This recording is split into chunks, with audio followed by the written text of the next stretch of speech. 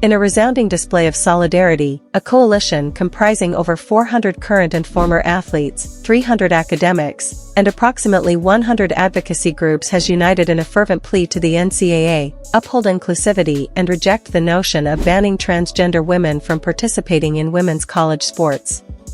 Spearheaded by the LGBTQ sports advocacy organization Athlete Ally, this concerted effort includes notable figures such as Megan Rapinoe, Sue Bird, and R.K. Russell, each lending their voices to a cause that transcends mere athleticism. It's a call for justice and equity on the playing field. The essence of their message is clear: sport should be a realm where everyone, regardless of gender identity, can find belonging and pursue their passion without fear of discrimination.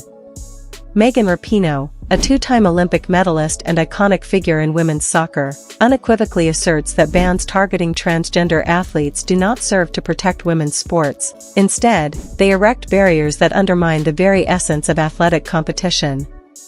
Her sentiments, echoed by the collective voice of the signatories, underscore a fundamental principle: inclusivity strengthens the fabric of sports, enriching it with diverse perspectives and talents.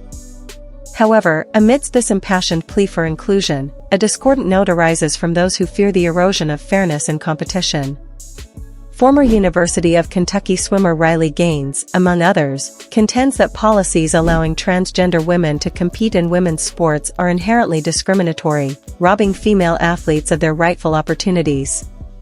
For Gaines and like-minded individuals, the issue transcends ideology. It's about safeguarding the integrity of women's athletics and preserving a level playing field where merit alone determines success. The NCAA, caught in the crossfire of this heated debate, faces the daunting task of navigating divergent viewpoints while upholding its commitment to fairness and equality.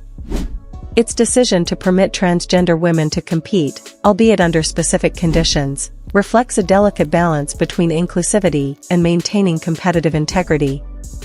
Yet, this nuanced approach has not shielded the organization from legal and political scrutiny, with lawsuits challenging its policies and lawmakers advocating for stricter regulations. Indeed, the broader political landscape looms large over this contentious issue, with conservative lawmakers and states enacting measures to restrict transgender athletes' participation in school sports according to their gender identity. Against this backdrop, the Biden administration's recent Title IX regulation, while clarifying protections against LGBTQ discrimination, notably refrained from instituting a blanket ban on transgender athletes, a move emblematic of the complex interplay between legal, social, and ethical considerations. As the debate rages on, one thing remains abundantly clear: the question of transgender athletes in sports transcends mere athletic competition. It's a reflection of society's evolving attitudes towards gender, identity, and inclusivity. In the crucible of controversy, the NCAA finds itself at a crossroads, tasked with charting a path forward that upholds the principles of fairness, equality, and respect for all athletes, regardless of gender identity.